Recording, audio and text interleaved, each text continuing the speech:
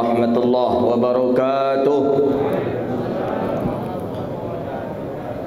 Alhamdulillahilladzi nahmaduhu wa nasta'inuhu wa nastaghfiruh wa na'udzu billahi min shururi anfusina wa min sayyiati a'malina. May yahdihillahu fala mudilla lahu wa may yudlil fala hadiya lahu. Asyhadu an la ilaha illallah wahdahu la syarika lah wa asyhadu anna sayyidana wa nabiyyana Muhammadan 'abduhu wa rasuluh wa safiyyuhu min khalqihi wa habibuh. Ballagha ar-risalata wa adda al-amanata wa nasaha al-ummah wa kashafa Allahu bihi al-ghummah wa jahidun fi sabilillahi hatta atahu al-yaqin. Salawatu rabbi wa salamuhu alayka ya sayyidi ya Rasulullah. Allahumma salli ala sayyidina Muhammadin al-Fatih lima ughliqa wal khatimi lima sabaqa nasiril haqqi bil haqqi wal hadi ila siratikal mustaqim. Sallallahu alaihi wa ala alihi wa sahbihi haqqa qadrihi wa miqdarihi al-azim. Allahumma bika asbahna wa bika nahya wa bika namut wa ilayka an-nusyur. Asbahna ala fitratil Islam wa ala kalimatil ikhlas wa ala dinin nabiyuna Muhammadun sallallahu alaihi wasallam. Radina billahi rabba wa bil islami dina wa bi Muhammadin sallallahu alaihi wasallam nabiyya wa rasula, amma ba'du. Puja dan puji syukur kepada Allah. Alhamdulillah, di waktu yang mulia ini Allah izinkan kita bisa duduk di tempat yang mulia ini. Mudah-mudahan nikmat yang seperti ini Allah istiqamahkan sampai kita meninggal dunia. Amin ya rabbal alamin. Salawat dan salam kepada Nabi yang agung, Nabi yang mulia, Rasulullah Muhammad sallallahu alaihi wasallam. Allahumma salli wa sallim ala sayyidina wa maulana Muhammadin wa ala alihi wa sahbihi ajma'in.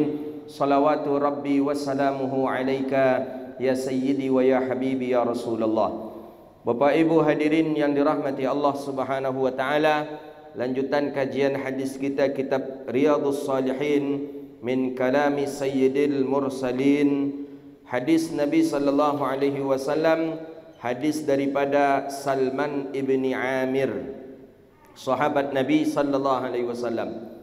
Hadis kita yang terakhir hadis daripada Abi Ayyub Al-Ansari tentang siapa orang-orang dan apa amalan yang kami amalkan sehingga kami berhak masuk ke dalam surga. Itu yang ditanya oleh Abu Ayyub Al-Ansari kepada Nabi sallallahu alaihi wasallam. Nabi jawab, sembah Allah, jangan lakukan kesyirikan, dirikanlah salat, bayar zakat, kemudian jaga silaturahim, dijamin masuk ke dalam surga. Hadis ni hadis dari Salman ibni Amir. Jarang-jarang kita mendengar sahabat Nabi ini Salman bin Amir radhiyallahu taala anhu. Beliau Salman bin Amir ini dilahirkan di daerah Basrah. Daerah Basrah. Basrah ni daerah yang ada di Irak dulu, kota besar. Kota besar dua saja dulu. Ada Basrah, satu ada Kufah. Jadi Basrah dengan Kufah ini kota besar. Setiap orang kalau balik dari Kufah berarti banyaklah membawa barang-barang dagangan, barang-barang yang siap dibeli. Kalau dari Basrah itu biasanya orang-orang singgah untuk belajar.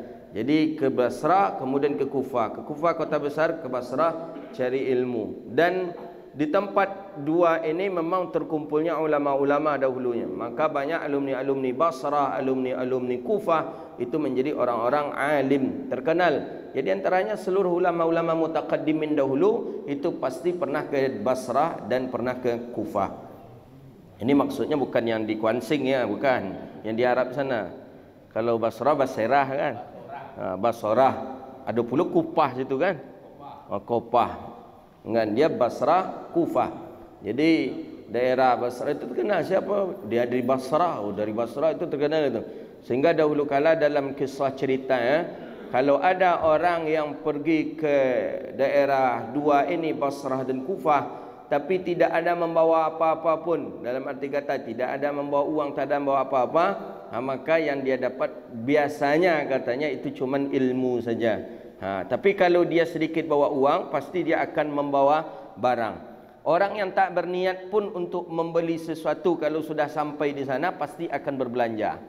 Sama dengan kita ke Makkah, Madinah. Tanya jemaah haji ni, jangan bawa duit banyak. Enggak, kami tak bawa duit banyak, kami takkan belanja di sana, kata dia. Tapi nanti pas pulang beranak-ranak kopernya itu. Kopernya beranak-ranak diisi ya banyaklah, sampai nak beli teko, nak beli cerek, nak beli goleh pun ya. Karena keinginan tidak ada, tapi sampai di sana ada saja yang akan kita beli. Begitulah daerah Basrah dan Kufah. Jadi sangat terkenal. Jadi beliau ni nama beliau Salman ibni Amir. Selama ni kita Salman tu biasanya Al-Farisi saja. Salman Al-Farisi sahabat Nabi. Tak, Nabi punya sahabat lagi namanya Salman bin Amir. Nabi sahabatnya 60,000 banyaknya. Banyak sahabat Rasulullah. Imam dicoba dikumpulkan oleh Imam Ibn Hajar Al-Asqalani di dalam kitab Al-Isabah fi Tamyizis Sahabah. Itu ada kitab itu dicetakan, berbeda cetakan, ada 14 jilid. Itu di sana menceritakan sosok sahabat Nabi sallallahu alaihi wasallam. Salah satunya adalah Salman ibni Amir, sahabat Nabi sallallahu alaihi wasallam. Beliau ni tak banyak mendengar hadis dari Rasulullah, cuma mendengar hadis dari Nabi sekitar 13 hadis saja. Karena jauh, Basrah Madinah jauh sekali. Jauh, jadi cuma 13 hadis saja yang dicoba oleh perawi hadis. Mendengarkan hadis daripada Salman ibni Amir itu cuma 13 hadis saja yang dia dengar dari Rasulullah sallallahu alaihi wasallam. Tapi termasuk sahabat Nabi kah beliau ni? Ya, beliau termasuk sahabat Rasulullah. Karena sahabat Nabi kemarin apa ciri-ciri sahabat Nabi? 3. Man laqiyan Nabi, orang yang berjumpa dengan Nabi. Wa mu'minan bihi, beriman dengan Nabi. Wa mata 'alal Islam, dan wafat dalam keadaan Islam. Ini 3 ni ciri-ciri sahabat Nabi. Jadi kalau ada orang hari ini mengaku dia sahabat Nabi, takkan mungkin lagi. Kenapa? Syarat yang pertama sudah tidak ada pada dirinya. Jadi sahabat Nabi mesti ada 3. Man laqiyan Nabi, berjumpa dengan Nabi. Wa mu'minan bihi, tidak sekedar berjumpa, beriman juga dengan Nabi. Wa mata 'alal Islam, dan wafat dalam keadaan Islam. Maka Abu Jahal, Abu Lahab tidak disebut sahabat Nabi. Kenapa Abu Jahal, Abu Lahab tak disebut sahabat Nabi? Karena dia tidak beriman dengan Nabi. Berjumpa dengan Nabi ya, tapi tidak beriman dengan Nabi. Kemudian Abdullah ibn Ubay ibn Salul tidak disebut dia sahabat Nabi. Kenapa? Karena dia wafat tidak dalam keadaan Islam. Maka 3 syarat disebut sahabat Nabi. Man laqiyan Nabi, berjumpa dengan Nabi. Wa mu'minan bihi, beriman dengan Nabi. Wa mata 'alal Islam, dan wafat dalam keadaan Islam. Makanya siapa yang menggendong ibunya datang ke Madinah untuk berjumpa Rasulullah sallallahu alaihi wasallam? Uwais Al-Qarni. Awal dia ke Madinah tak berjumpa dengan Rasulullah sallallahu alaihi wasallam. Nabi sedang perang. Balik dia lagi ke kampungnya. Ada yang mengatakan Yaman, dan mengatakan Syam. Balik dia ke kampungnya, dan ibunya ingin juga berjumpa dengan Nabi. Itulah dibelinya anak lembu, diangkatnya anak lembu itu setiap hari. Diangkatnya, dia daki gunung, turun gunung, turun. Sehingga ini sudah kebas, sudah kuat. Jadi 3 bulan itu dia lakukan. Dia angkat ibunya, dibawalah ibunya ke Madinah. Syam ke Madinah cukup jauh. Syam ke Madinah. Pernah berbeda puasa orang Syam dengan puasa orang Madinah. Saking jauhnya jarak antara Madinah dengan Syam. Jadi suatu ketika sampai di Madinah, tak jumpa dengan Rasulullah. Nabi pun sudah meninggal dunia. Menangis Uwais Al-Qarni, menangis ibunya, rindu. Ini sudah beriman dengan Rasulullah ini, tapi belum pernah berjumpa dengan Nabi sallallahu alaihi wasallam. Baliklah Uwais Al-Qarni setelah berziarah ke makam Rasulullah. Balik Uwais Al-Qarni, berjumpalah dengan seorang yang menengok pemuda yang melihat memperhatikan Uwais Al-Qarni tadi, dan dilaporkanlah kepada Umar ibn Al-Khattab. Ya Umar, ada lelaki yang dia sedang menggendong ibunya dari pintu Yaman. Dia nak balik ke Yaman. Seperti apa ciri-cirinya, kata Umar ibn Al-Khattab? Cirinya begini. Langsung diambil kudanya oleh Umar ibn Al-Khattab, langsung dikejar oleh Umar ibn Al-Khattab. Dan ternyata betul, kata Umar ibn Al-Khattab, Nabi dulu pernah berpesan, apabila kalian menengok orang yang sedang menggendong ibunya dan dia ingin menjumpaiku dan dia tak berjumpa denganku, maka minta doalah kepada dia, sesungguhnya doanya dikabulkan Allah. Itu kata baginda Nabi. Ya, akhirnya dengan kalimat seperti itu saja terobati kesedihan daripada Uwais Al-Qarni dengan ibunya. Jadi apakah Uwais termasuk sahabat Nabi? Ha? Ha?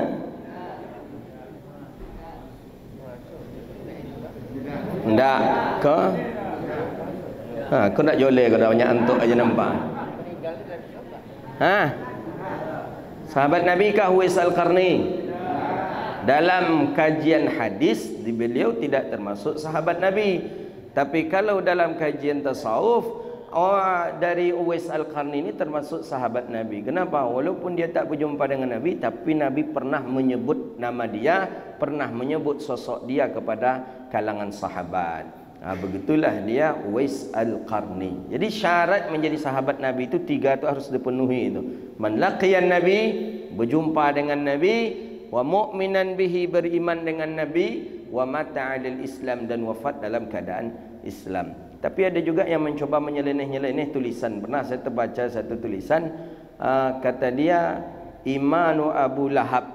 Jadi dia mengatakan Abu Lahab itu juga termasuk sahabat Nabi, kata dia. Termasuk sahabat Nabi. Tapi sepakat ulama ahlul hadis tidak ada yang memasukkan Abu Lahab, Abu Jahal ke dalam sahabat Rasulullah sallallahu alaihi wasallam. Jadi karena kan dia berjumpa dengan Nabi, iya, tapi syarat yang kedua yang ketiga dia tak dapat. Dia tidak mukmin, meninggal pun sudah dalam keadaan kafir, wa iyazubillah. Itu dia. Jadi kalau ada orang ngaku-ngaku sahabat-sahabat Nabi, kata dia, coba tanyakan 3 dia kriteria sahabat Nabi sallallahu alaihi wasallam. Jadi kata Salman ibn Amir radhiyallahu taala anhu anin Nabi sallallahu alaihi wasallam, iza aftara ahadukum. Ini tentang berbuka ni. Kenapa sampai ke sini masalah berbuka? Tentang perhatikan fakir miskin, silaturahim. Apabila berbuka salah seorang kalian, kata Rasulullah, falyuftir ala tamrin fa innahu barakah. Maka hendaklah dia berbuka dengan tamrin. Tamrin ini tamar. Tamar itu kurma. Jadi orang-orang bernama tamrin itu kurma artinya itu. Tamar. Tamar itu kurma. Fa illam yajid tamrin fal ma'i fa innahu tuhur. Jika tidak ada kurma, maka barulah seseorang itu dengan air, fa innahu tuhur, maka sesungguhnya itu suci. Tuhur itu artinya adalah barakah. Jadi apa maksudnya? Bahwa kita berbuka hendaklah pertama kali memang dengan tamar. Dalam kitab Bahjatun Nufus Mukhtasar Sahih Imam Al-Bukhari, kenapa dianjurkan kita memakan kurma ini ketika berbuka? Ternyata lambung kita ketika dia kosong, itu afdalnya memang diisi dengan halawiyat. Halawiyat ini yang manis-manis. Sehingga dengan yang manis tadi menimbulkan ghirah kembali, menimbulkan semangat. Itulah timbul semangat, timbul cepat darah apa gitu, cepat berkeringat kita. Karena asbab daripada kurma tadi. Maka Rasulullah SAW faham nih. Padahal Nabi tidak dokter. Tapi kenapa Nabi faham? Wa ma yantiqu 'anil hawa in huwa illa wahyun yuha. Jibril yang menyampaikan kepada Nabi, Jibril yang mengajarkan ke Rasulullah, jangan dengan air dulu, tapi dengan kurma dulu. Kita agak susah sikit karena kita sudah terbiasa dengan air. Setiap nak berbuka itu mesti air. Kalau perlu kita teh, ada bagai dengan teh esnya. Teh es itu dengan dinginnya itu yang menjadi masalah dia. Kalau dengan tehnya cukup bagus dia. Syai orang-orang Arab bilang. Jadi bagaimana falyuftir ala tarmin ay ismin jam'in aqalluhu salasa. Jadi bukan satu rupanya. Ternyata disebut dengan tamar itu kurma paling sedikit 3. 3 yang paling sedikit. Itu disebut dengan tamar. Kalau enggak dia rutab saja. Kalau rutab itu satu kurma yang agak basah itu rutab namanya. Tapi di hadis Nabi bukan rutab. Di hadis Nabi tamar. Apa beda rutab dengan tamar? Dari sisi jumlahnya. Rutab boleh dengan satu saja. Tapi tamar itu 3. Berarti kalau kita seperti biasa-biasa ini saja, berarti dengan 3 saja. Dengan 3. Wa illa fahuwa muqaddam alaihi kama ja'a man fa'alahu Nabi sallallahu alaihi wasallam. Ai tamar al-barakah. Kenapa kita dianjurkan dengan tamar? Karena berkah tadi. Jadi kalau tamar itu tiga biji sekali makan. Setelah itu baru minum air. Kalau rutab tu yang agak rutab tu yang basah lah gitu dia. Ada mengkal boleh, yang mengkal atau yang masih basah lah dia. Maka itu rutab dia. Apa kata Syekh Ilan? Annahu iza wasala al-mi'dah, apabila itu tu sampai ke mi'dah, lambung, maka lambung kita pun akan mudah mencerna karena dia lunak. Pertama, karena dia manis, maka akan mengeluarkan tenaga yang bagus untuk kita. Qawi, menjadi kuat dia. Fa ilam, tapi jika tidak ada tamar, fal ma'u, maka air itu boleh. Jadi kata para ulama di sini, air di sini macam mana? Air yang biasa, iya. Jadi tak ada tamar, air biasa. Baik, sekarang ada air zam-zam. Mana yang lebih didahulukan? Berbuka dengan memakai kurma atau berbuka dengan memakai zam-zam? Tunggu dulu, sabar. Apa kata Syekh Ilan di dalam syarah hadis, mensyarahkan hadis itu? Radda makila akhazal itlaqul ma'u fihi wa radda makila min at-taqdimi zamzam liman bi Makkah ala tamrin. Kalau kita di Makkah, ni kalau kita di Makkah ni. Kalau kita di Makkah, maka dahulukanlah zam-zam daripada kurma. Kenapa? Karena zam-zam di Makkah tentu asli dia. Pertama, kedua, air yang paling mulia di dunia ni air apa? Zam-zam. Air yang paling mulia di dunia ini dua dia. Yang pertama, air yang keluar daripada sela-sela anak jari Rasulullah. Itu yang paling mulia, air yang paling mulia. Itu di dalam kitab Al-Imta' Syarah Matan Abi Suja'. Air yang paling mulia di dunia ini dua dia, yang paling mulia. Pertama, air yang keluar di sela-sela jari Rasulullah SAW. Ketika perang Khandaq kalau tak salah. Ketika perang Khandaq. Iya. Jadi air habis. Tak ada stok air, sahabat masih perang ini, cuaca panas. Jadi sahabat bingung, macam mana, apa nanti yang akan diminum ini? Apa nanti yang akan diminum oleh sahabat? Orang perang juga ini. Bagaimana ini ya Rasulullah? Kata Nabi, aina ina'uha. Di mana? Bejananya, drum besarnya itu di mana? Kata Rasulullah. Ada di sana ya Rasulullah. Bawa saya ke sana. Datang ke Nabi ke sana. Wa wada'a yadah. Diletakkan oleh Nabi tangannya. Fanfajarat min halma. Keluarlah air. Keluar air. Keluar air. Minum dari tempat itu sebanyak 81 orang. Tak salah dalam 76 atau 81 orang. Minum. Dan kehebatan air itu, man syariba minha la zam'a'u abada. Siapa yang sudah pernah meminum air itu, tak pernah haus dia selama-lamanya. Itu air yang mulia itu, air dari jari Rasulullah sallallahu alaihi wasallam. Beruntung sekali sahabat itu tu. Kira-kira dari mana keluar air itu tu? Awak mana bisa keluar air? Awak kalau air sikonya, nanti keluar air. Jadi tak sama kita dengan Nabi itu. Kalau ada orang yang mengatakan dia sama dengan Nabi, dusta dia itu. Bohong ni. Kita tidak akan bisa sama dengan Rasulullah. Keringat kita saja beda dengan Nabi. Nabi keringatnya bun farfum, hadis sahih. Nabi keringat bun farfum. Muslim yang mengambil apa keringat Rasulullah sallallahu alaihi wasallam, keringat Nabi bun farfum. Apa Nabi lagi, kita mana ada keringat kita bun farfum? Tubuh Nabi tak dihinggapi lalat, kita dihinggapi lalat. Tubuh Nabi keluar air, kita apa yang keluar air? Jadi tak bisa kita menyamakan dengan makhluk mulia Sayyidina Rasulullah sallallahu alaihi wasallam. Kita bermohon kepada Allah dengan kita membaca hadis-hadis Nabi setiap hari, Allah takdirkan kita nanti berkumpul dengan baginda Rasulullah sallallahu alaihi wasallam.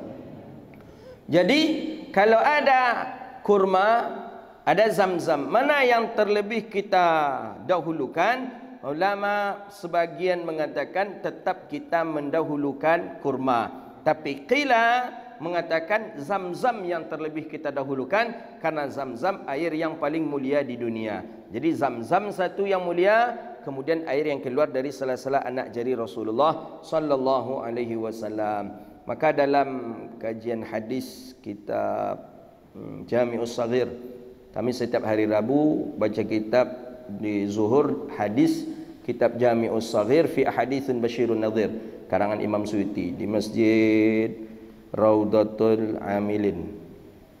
Ini Kapling, Jalan Kapling dekat Pak Nazar. Itu ada hadis di sana disebutkan bahwa ada dua disebutkan tentang Zam-Zam. Pertama, orang yang tidak mau dia untuk minum Zam-Zam itu besar penyakit munafik di dalam dirinya. Itu dalam kajian, dah lama kajian itu, dan di dalam kitab itu ada. Kedua, di dalam kitab itu hadis itu hadis Rasulullah, Nabi mengatakan, siapa yang ketika minum Zam-Zam kemudian batnil mumtila ni kenyang, tapi ketika dia kenyang dia nak rasa muntah, berarti itu tanda ada penyakit munafik di dalam dirinya.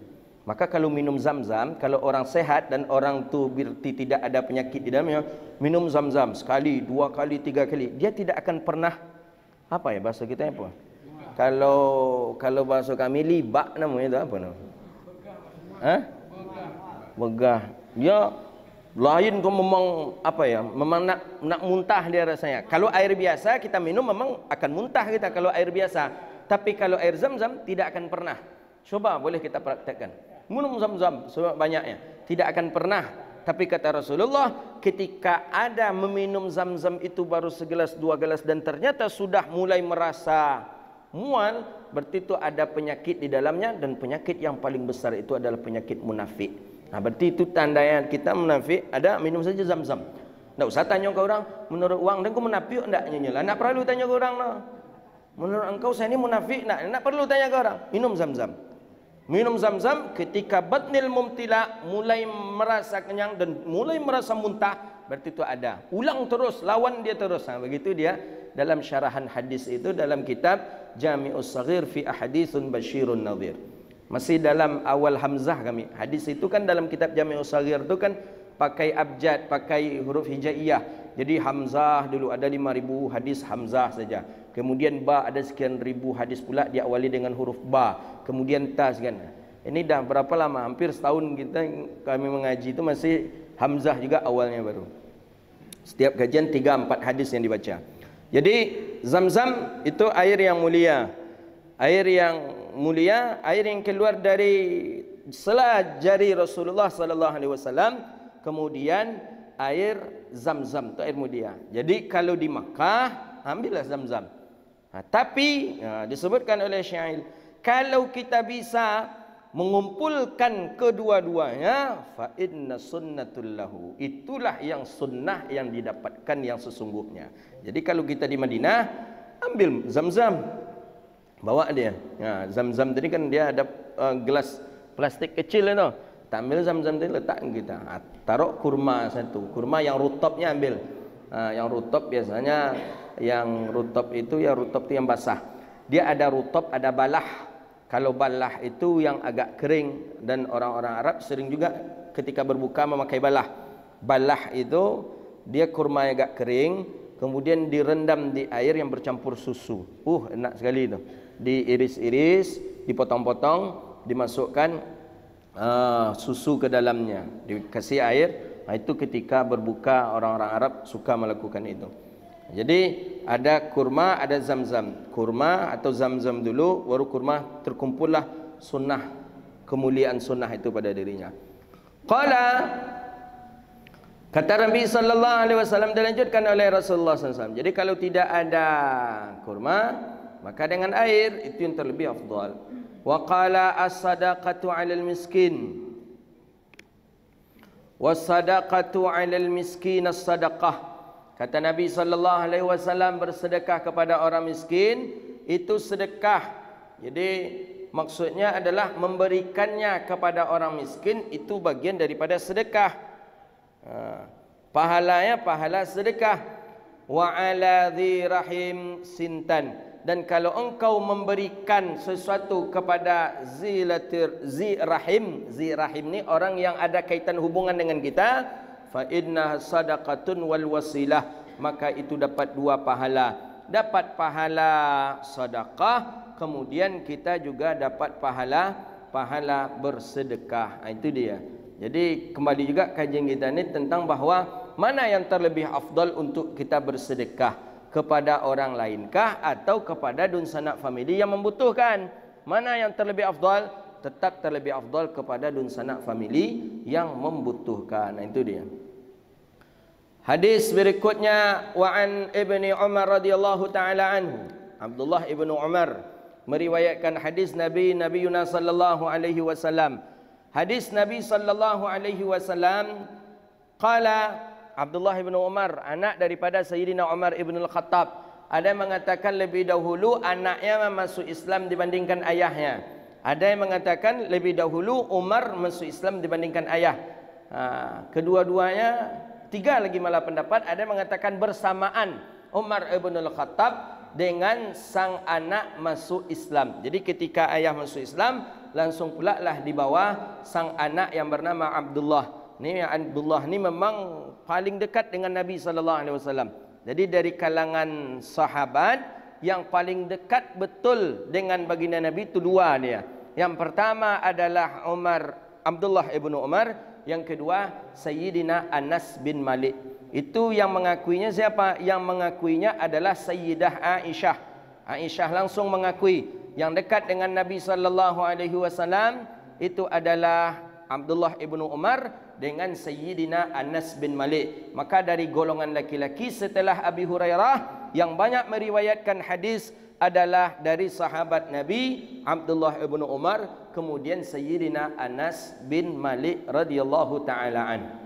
Abdullah ibnu Umar ni sampai gaya Nabi ditirunya. Ingatlah cara menyisir rambut Nabi, cara Nabi memakai sandal, sampai cara Nabi senyum pun ditirunya. Macam mana hendaknya itu karena saking cintanya dia dengan Rasulullah sallallahu alaihi wasallam. Cara senyum Nabi. Jadi ada Nabi lewat dalam sebuah wadi ini lembah. Nabi lewat di lembah itu, Nabi turun dari kendaraannya Rasulullah sallallahu alaihi wasallam. Jadi Nabi turun dari kendaraannya, kemudian Nabi duduk sebentar, kemudian Nabi tersenyum. Nabi tersenyum itu diperhatikan oleh Abdullah ibnu Umar. Nabi tersenyum itu karena Jibril mengucapkan selamat ke Rasulullah telah menang dalam peperangan. Meninggal Rasulullah sallallahu alaihi wasallam. Lewat di situ pula lah Abdullah ibnu Umar. Turun dia dari tunggangan kuda, pergi senyum saja seperti Rasulullah. Begitu saking fanatiknya dia dengan Nabi sallallahu alaihi wasallam. Turun dia, kemudian salam, kemudian senyum. Begitu saking fanatiknya dia dengan Rasulullah sallallahu alaihi wasallam. Kalau kita hari ini meniru seperti itu, dibilang orang kita gila tu. Ada kone, ada agak error sana tu mulai golak-golak surang aja kata dia. Padahal saking cintanya Abdullah ibnu Umar dengan baginda Nabi sallallahu alaihi wasallam. Semuanya ditiru gaya Nabi, sampai gaya salat Nabi, cara berdiri Nabi. Maka kata Sayyidah Aisyah, dipuji Sayyidah Aisyah itu daripada Abdullah ibnu Umar. Cara mendehem Nabi, cara senyum Nabi ditiru semuanya oleh Abdullah ibnu Umar. Padahal itu bukan juga ibadah. Ibadah tidak. Tapi kenapa dia meniru gaya baginda Nabi sallallahu alaihi wasallam itu? Ya karena begitu mahabbah, cinta kepada Rasulullah sallallahu alaihi wasallam. Kalau sudah cinta, maka semuanya menjadi buta. Cinta yang paling benar adalah cinta dengan Nabi sallallahu alaihi wasallam. Jadi mudah-mudahan kita termasuk para muhibbin, orang-orang yang mencintai baginda Rasulullah sallallahu alaihi wasallam. Kata Nabi, kalian nanti dikumpulkan di surga dengan orang yang kalian cintai, kata Rasulullah sallallahu alaihi wasallam. Dengan orang yang kalian cintai. Kalian mencintai siapa? Dengan itulah kalian akan dijumpai, kata Nabi.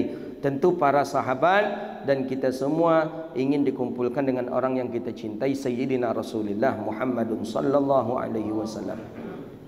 Sampai Nabi seperti yang kisah yang kita sebutkan itu, Nabi lewat di tempat itu ada ranting di jalan tadi. Nabi lewat di sana dengan menunggangi kudanya, merunduk Nabi. Supaya apa? Supaya jangan kena sorban Nabi oleh ranting ini.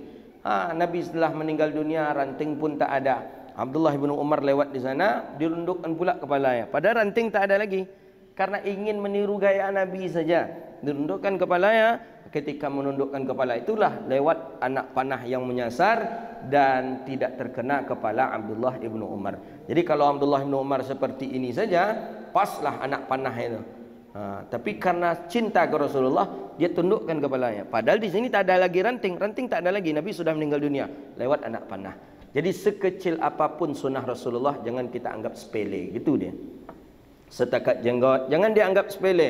Sunnah Nabi setakat daripada puasa Senin Khamis, setakat daripada menjilat jari, jangan disepelekan, karena setiap sunnah Rasulullah itu akan membawa keselamatan untuk kita, bisa saja di dunia, bisa saja nanti di akhirat. Tapi itu adalah pedoman Nabi sallallahu alaihi wasallam. Jadi jangan kita anggap sepele. Menjilat jari sepele, jijik ini apa ni? Nak, tunggu dulu akhi. Nanti jangan bilang jijik dulu. Itu sunnah Nabi. Cuman cara menjilatnya mungkin yang tidak tepat. Cara menjilat tak tepat, makanya butuh ilmu. Macam mana cara butuh ilmu? Macam mana cara mendapatkan ilmu? Duduk di majelis ilmu, duduk di majelis pengajian, dapat kita ilmu.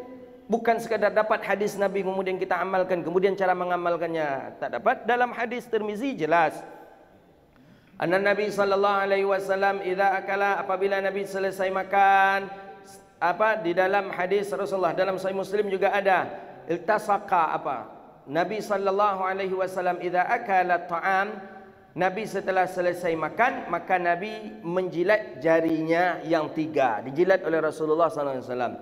Setakat itu enggak, tengok lagi dalam Sahih Bukhari, tengok dalam syarah cara menjilat Nabi itu seperti apa. Nabi menjilat didahului anil usta was-sababata wal ibham au taliyah, katanya. Di dalam hadis kan jelas itu. Yang dijilat pertama kali adalah tengah 3 kali. 2, 3. Pindah ke telunjuk. Udah 3. Ini terakhir. Ditemukan baru dengan hisapan. Gitu dia sunnahnya. Jijik kan? Tak jijik. Tapi kalau model ikut itu baru jijik. Saya pernah juga makan dengan teman-teman ya. Kawan tadi kan kawan sunnah lah umpamanya, dia kita sebut kawan sunnah. Karena inyo aja yang sunnah, awak kau tak sunnah. Awak kau ahli buda'ah, ahli nar. Kita makan di rumah makan kita di Pekanbaru, makan sama-sama. Dia datang makan, kita sedang asik makan, dia sedang makan pula. Mungkin nya agak copek makannya, kita tak tahu, kita mungkin lambungnya pendek, mungkin kita usus kita agak panjang, kata ini lama makan ini. Jadi makan. Pas di depan kita masalahnya dia, pas di depan kita makan. Setelah selesai makan dia itu langsung jilat jari dah. Seperti ini dia. Nabi tidak mengajarkan seperti itu menjilat jari. Nabi seperti tadi dalam Fathul Bari, tengok dalam kitab Fathul Bari, syarah Sahih Bukhari, Imam Ibn Hajar Al-Asqalani, cara menghisap Nabi dari tengah lari ke sini. Dan itu ujung saya, ghayah tu. Kalau Syekh Abdullah Ahmad Hajin, ini syekh yang ana mulazamah 4 tahun dengan beliau di Mesir. Beliau dari ujung daripada ghayah ni, kita kan punya ruas ini. Ruas yang terakhir inilah dia. Ruas yang terakhir ini dari ruas terakhir. 3 kali oleh Rasulullah. Terakhir barulah bawa ni nasi. Itu sunnah Rasulullah. Jijik kalau seperti itu? Tak jijik. Jadi ada ilmunya cara sunnah menjilat jari tadi. Bukan mode-mode ikut tadi memang ambo pasu tangan daripada banyak nasi lagi itulah tibu jijik kita. Tibu jijiknya lah mode-mode itu. Adabnya banyak. Menghisap jari itu kalau sudah habis makanan di dalam piring. Tengok sunnahnya itu. 2, 3 ketika sahabat sudah mulai pula selesai. Jadi kalau alun selesai jangan hisap jari dulu. Baca dalam kitab Mawahibul Laduniyah, Syarah Syama'il Muhammadiyah Imam Tirmizi. Ada adab-adabnya, ada kesunahan yang dilakukan. Kalau kawan masih makan, jangan hisap pula jari lagi. Atau makanan masih ada di dalam nampan, jangan kita hisap jari, biarkan dulu. Begitu sunnahnya. Jadi harus ada ilmunya. Jadi sunnah itu harus berbarengan dengan ilmu. Tak bisa dapat hadis Nabi kemudian amalkan, bingung kita nanti. Bingung. Karena butuh syarahan lagi. Seperti ini. Ini di atas ni Riyadhus Shalihin. Apa maksud dari Riyadhus Shalihin yang saya syarahkan tadi di mana? Di bawahnya. Siapa yang menulis? Syekh Ilan. Jadi kitab Riyadhus Shalihin itu cuma 1 jilid. Yang 5 jilid itu kitab ini, Dalilul Falihin Syarah Riyadhus Shalihin. Jabarannya lebih panjang lagi daripada di atas. Jadi kalau kita menjabarkan hadis sekehendak kita saja, itu yang bahaya. Adallu fa'adallu, sesat lagi menyesatkan. Jadi hadis Rasulullah, apa maksud hadis? Apa maksud ayat? Tengok ulama mentafsirkan ayat seperti apa. Tengok ulama mensyarahkan hadis seperti apa. Baru kita berikan kepada orang. Oh, kita ni kan ulama ni. Tafsirlah oleh kita sendiri, syarah oleh kita sendiri. Belum cukup alat kita untuk seperti ulama-ulama dahulu. Orang-orang Arab ni sudah bahasa dia. Kemudian orang-orang Arab dia lebih faham apa maksud daripada hadis Nabi. Itu pula lah salah satu tujuan daripada punya guru. Maka belajar itu mesti harus punya guru. Man la syaikha fasyaitanu syaikhuhu. Setidaknya bukan guru daripada rahani, tapi guru yang untuk membimbing, memberi pemahaman kepada maksud dari hadis Nabi sallallahu alaihi wasallam. Itulah dia Abdullah ibnu Umar, sahabat Nabi sallallahu alaihi wasallam. Nabi nak salat malam, Abdullah ibnu Umar menyediakan air, sama dengan Sayyidina Anas bin Malik. Nabi nak salat, Abdullah ibnu Umar menyediakan sejadah untuk Rasulullah sallallahu alaihi wasallam. Maka Nabi sayang betul kepada Abdullah ibnu Umar radhiyallahu taala an. Qala, apa kata Abdullah ibnu Umar? Kana tahti imra'atun, aku punya perempuan, maksudnya istri. Istri Abdullah ibnu Umar punya istri. Wa kuntu uhibbuha, dan aku mencintainya. Nanti awak sayang ke bini awak kan? Tak mungkin tak sayang. Sayang ke istri kita. Tapi wa kana Umaru yakrahuha. Tapi Umar tak suka. Jadi awak punya orang rumah, tapi ayah awak tak suka ke orang rumah awak dah. Ayah kita tak suka ke isteri kita. Ya mungkin nak tahu kita entah apa, mungkin perangai isteri kita, atau mungkin pernah isteri kita menyinggung beliau, tak tahu kita. Ini Abdullah bin Umar ni. Umar tak suka, ayah aku tak suka kepada isteri aku. Faqala li, apa kata Umar? Talikha, tolak dia. Ceraikan dia bini wang tu. Kau ada juga kanya. Kini ada juga kanya. Amak tak suka ke anak kami nantunya kan. Ayah tak suka. Ni jahit tu bini yang anaknya. Carain aja lah bini yang tu lah kan. Dululah ada itu tu di zaman Nabi dulu dah ada seperti itu. Ya, walaupun dah ada, jangan buat belum ada itu lagi. Ini bukan sunnah untuk dilakukan ini. Ini sekedar ibrah saja. Fa abaitu, Abdullah bin Umar tak mau. Tak, kata Abdullah bin Umar, fa abaitu, Abdullah bin Umar tak mau, diam saja. Talikha, orang kata Umar, ceraikan isteri kau tu. Diam saja. Tak mau dia, tak dijawabnya. Talikha, ceraikan, tak dijawab oleh Abdullah bin Umar. Abdullah bin Umar diam saja. Fa ata Umar radhiyallahu taala Nabi. Didatangilah oleh Umar Nabi sallallahu alaihi wasallam. Fa dzakara dzalika lahu. Disebutkanlah kepada Nabi semuanya. Soal yang menantu saya ni macam ini, ya mungkin disabitkanlah, nak tahu kita kan, mungkin masak pemalai, jagalah tinggi hari, semayang pun indah, mungkin disabitlah perangai menantunya kan, sadar dek Umar. Faqala Nabi sallallahu alaihi wasallam, apa kata baginda Nabi? Talikha. Nabi mengatakan ke Abdullah bin Umar, talikha, talak dia. Kalaulah Nabi menyuruh, tak boleh hendak lagi tu dah. Tak boleh. Kalaulah Nabi menyuruh, talikha. Amar, perintah dari Rasulullah wajib untuk dilakukan ketika Nabi hidup. Kalau Nabi memerintahkan pergi, wajib pergi. Kalau Nabi memerintahkan sebulan tak boleh pergi, tak boleh pergi. Nabi SAW itu salah satu. Ini kajian kita sebelumnya. Makanya Nabi tak boleh azan karena tadi. Karena kalau Nabi sudah memanggil, wajib datang. Orang lumpuh pun wajib berjalan. Orang sakit pun wajib datang. Maka kata Rasulullah, talikha. Karena Umar sudah mengadu kepada Nabi, Nabi menghasilkan kesimpulan talikha. Talak dia. Ceraikan dia. Karena Nabi sudah mengatakan cerai baru. Jadi kalau setakat ya, hadis ni banyak ni pelajaran untuk kita. Pertama, bahwa perintah orang tua memang wajib kita patuhi, tapi selagi tidak ada di sana itu mudarat. Kalau ada mudarat, maka boleh kita tidak mengindahkannya. Contoh, Ada anak, ada bini. Ada anak, ada generasi, ada yang lain. Ya, kita cinta pula. Menurut awak dah ada nampak perangai-perangainya buruk tu, tapi ayah mak awak nampak perangainya buruk. Telik boleh diam saja kita dulu. Tapi jangan dilawan. Jangan dilawan. Fa'abaitu ni diam Umar. Diam Abdullah bin Umar, tidak ditanggapi oleh Abdullah bin Umar. Diam saja, jangan dilawan. Lawan, oh mak, kan dan menikah jo inyonya makan dan memakainya mahnya, ndak ayah nak memakai rohnya. Jadi lawan boleh le. Iyo wa ang memakainya ya kan, tapi perangainya. Faqala talikha. Kemudian yang kedua, hikmah daripada ini adalah bahwa boleh perempuan itu ternyata insayyi akhlaqiha, jika dia buruk perangainya maka kita boleh untuk menceraikannya. Ini juga sudah kita kaji di beberapa pertemuan yang lalu, bahwa tidak langsung saja menceraikannya kan seperti itu. Ada beberapa tahap. Tahapan yang pertama tegur, tahapan yang kedua nasihati, tak juga mau. Tahapan yang ketiga pisah ranjang. Tak juga mau. Tahapan yang ketiga, keempat, boleh kita pukul, tapi pukulan yang ghairi mumarrihin, yang tidak memberi bekas.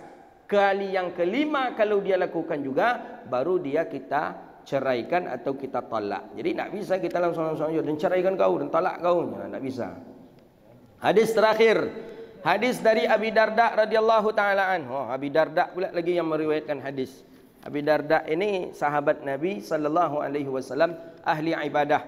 Ahli ibadah. Setelah dia masuk Islam, setelah dia menerima wasiat, menerima nasihat dari Rasulullah tentang kehidupan di dunia ini sebentar saja, maka banyak-banyak beramal, banyak-banyak beribadah. Akhirnya Abu Darda tidak lagi menyentuh istrinya.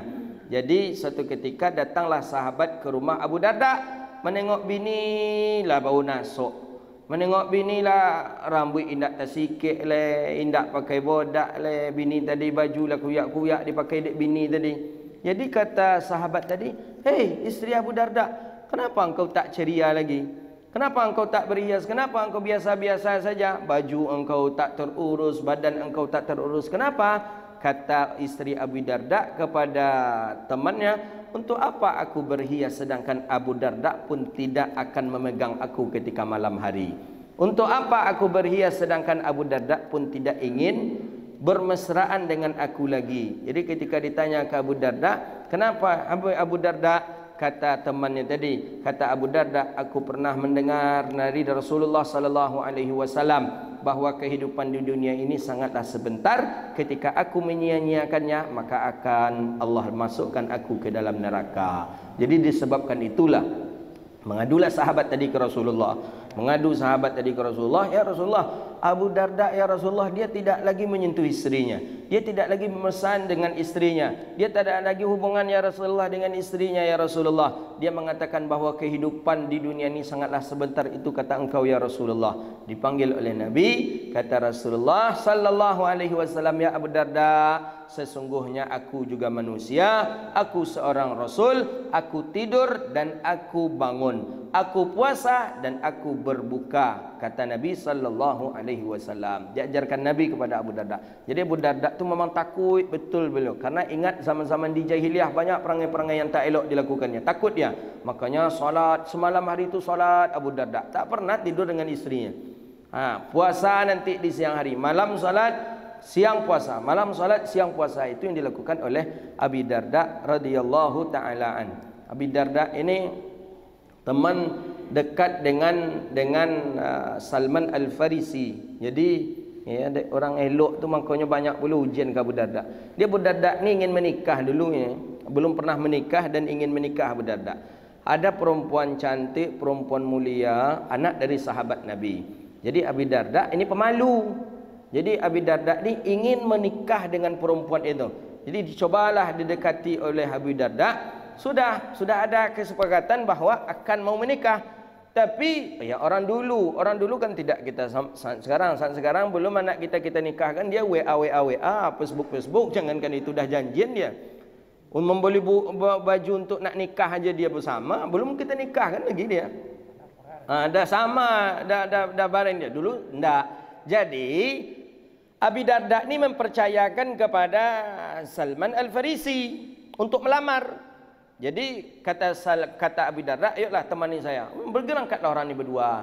Berangkat orang ini berdua sampai simpang saja, sampai di gang itu saja. Kata Abi Darda, aku tak sanggup untuk sampai ke rumah dia. Engkaulah yang pergi ke rumah dia, kata Abi Darda ke Salman Al-Farisi. Mana rumahnya? Tu rumahnya itu. 1, 2, 3, 4. Rumah yang ke-8 itu rumah dia. Ayolah, engkau mana? Saya tunggu saja di sini. Engkau lamar bahwa aku akan menikahi anak perempuannya. Yalah, pergilah Salman Al-Farisi membawa mandat untuk teman dari teman. Pergi ke sana. Assalamualaikum, waalaikumsalam. Singkat ceritalah, keluarlah ayah dari perempuan ini, juga sahabat Nabi. Hei Salman, mabaluka? Ada apa dengan kau Salman? Ada. Saya ke sini untuk silaturahim, kata Salman Al-Farisi. Jadi kemudian untuk apa? Kata Salman Al-Farisi, aku nak melamar putri bapa, aku nak melamar putri sampean.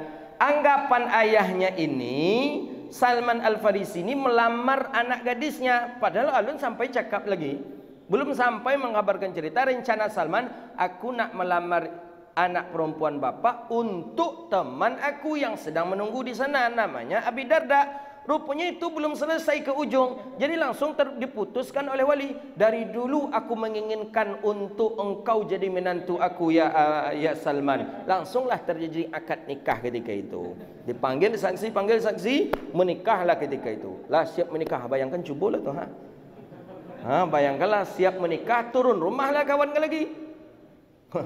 Dailfa mengeleng-geleng kalau dia awak nak tolak. Turun dia, setelah turun dia daripada Salman Al-Farisi dari rumah, jumpa dengan Abi Darda. Jadi kata Salman ke Abi Darda, dah selesai. Udah selesai engkau lamarkan aku, udah selesai. Apa kata dia? Mulailah jujur Salman Al-Farisi.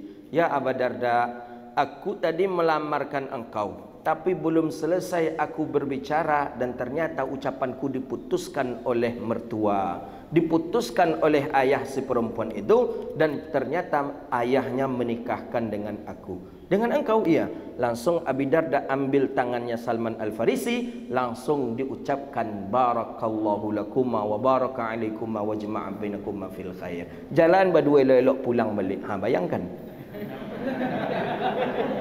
Tu eloknya hati Abi Darda. Awak lesok tolak macam tu? Ketika itu langsung disudahi kawan tu. Dia bunuh ni. Itu tak bisa, itu kawan tu pagar makan tanaman macam itu tu. Nyawa kata kita kan, dan perempuan cantik. Salman Al-Farisi nak menolak lainnya minta langsung nak tu. Jadi begitu hebatnya akhlaknya Abi Darda. Tak ada sedikit pun dendam, tak ada sedikit pun kusumat, tak ada sedikit pun hasad daripada jiwanya Abi Darda. Sampai diambil tangannya Salman Al-Farisi, bersama dia pulang kembali. Tak ada masalah bagi dia. Kalau awak tu galau tu, kalau saudara orang sebut kurang aja apa jatuhnya. Lah jole inyo awak utus untuk awak nyenyalah inyo jadi mak comblang awak, rupa inyo pula nak jadi tu kata dia. Tu Abi Darda. Ia menggunting dalam lipatan. Abi Darda radhiyallahu taala. Dia orang soleh. Jadi baik hati dia. Jadi Salman Al-Farisi tadi dapat durian jatuh lah kan. Awak macam mana itu? Jadi kalau memang ada je nama dia itu tancak je, cuba-cuba je. Intai dan apa bisa kawani? Mesti kon kawani. Dia kawani. Tapi ustaz cakap dulu kau ya. Jadinya awak cakap dulu kan. Jadi qala ta Abi Darda radhiyallahu taala, banyak riwayat Abi Darda. Abi Darda ni ada doa yang diajarkan Rasulullah. Kata Nabi, kalau engkau keluar rumah, bacalah doa itu, kata Rasulullah, maka hartamu, jiwamu akan dijaga oleh Allah. Jadi suatu ketika kebakaranlah di komplek daripada tempat tinggalnya Abi Darda. Habis rumah terbakar semuanya, kebakaran. Rumah Abi Darda tak terbakar. Abi Darda sedang meninggalkan kampung itu jauh. Jadi kata orang ke Abi Darda, ya Abi Darda, di daerah kampung engkau kebakaran, tempat engkau tinggal tu kebakaran. Iya, kata Abi Darda. Iya, semua rumah habis terbakar, tak ada yang tersisa Abi Darda. Kebakaran besar ya Abi Darda. Iya, Abi Darda santai. Kata Abi Darda, rumah aku tidak akan dibakar oleh api. Kenapa engkau yakin seperti itu? Iya, aku pernah diajarkan doa oleh Rasulullah. Ketika aku membaca doa, maka rumahku dijaga oleh Allah dan aku pun dijaga. Itulah balik Abu Darda pulang segera, tengok rupanya betul rumah Abu Darda saja yang tidak dibakar oleh api, seluruh rumah itu dibakar oleh api. Itu doa yang Abu Darda. Hafal. Ini panjang doanya. Kalau yang belum hafal cari nanti dalam buku-buku doa ini. Allahumma anta rabbi la ilaha illa anta alaika tawakkaltu wa anta rabbul arsyil azim. Ma syaa Allahu kana wa ma lam yasha' lam yakun. La haula wa la quwwata illa billahil aliyil azim. Na'lamu anna Allah ala kulli syai'in qadir wa anna Allah qad ahata bi kulli syai'in ilma. Allahumma inni a'udzubika min syarri nafsi wa min syarri kulli dabbatin anta akhidhum bi nasiyatiha inna rabbana ala siratim mustaqim. Itu doanya yang dibaca. Kalau kami dengan masyaikh diwiridkan 3 kali dibaca setelah selesai solat subuh, bersama-sama membaca ini. Itu bagusnya. Doa itu yang dibaca oleh Abi Darda setiap meninggalkan rumah, itu dibaca. Ternyata betul rumah Abi Darda tidak terbakar. Apa kata Abi Darda? Inna li imra'atun, aku juga punya istri, kata Abi Darda.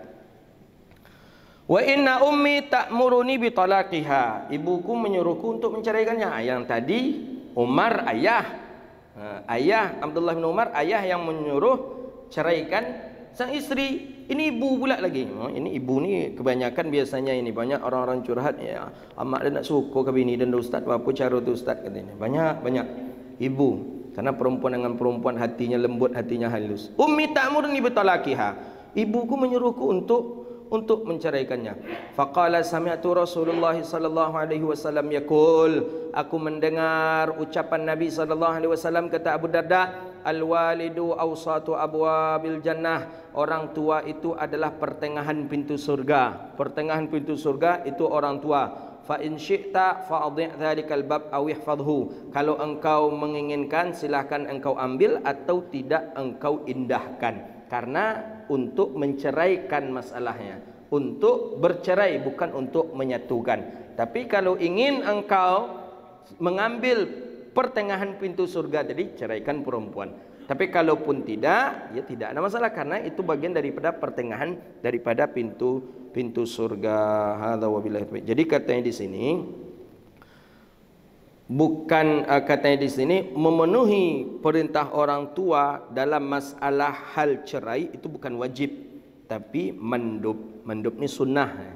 Jadi tidak wajib. Kalau wajib berarti berdosa kita nanti. Ini tidak. Ini jatuh kepada sunnah. Hadza wabillahi taufiq. Hadis sahih rawahul Imam At-Tirmizi. Besok insya-Allah kajian kita tentang hadis Bara' bin Azib. Lanjutkan daripada kajian ini. Hadza wabillahi taufiq. Rabbana atina fid dunya hasanah wa fil akhirati hasanah wa qina adzabannar. Allahumma faqihna fid din wa 'allimna ta'wil wahdina ila siratikal mustaqim. Allahumma barik lana fi auladina wa dhurriyyatina wahfadhhum wa la tadurruhum wafiqna wa fiqhum li ta'atik warzuqna birrahum bi rahmatika ya arhamar rahimin. Rabbana atina fid dunya hasanah wa fil akhirati hasanah wa qina adzabannar. Wa sallallahu ala sayyidina Muhammadin wa ala alihi wa sahbihi ajma'in walhamdulillahi rabbil alamin.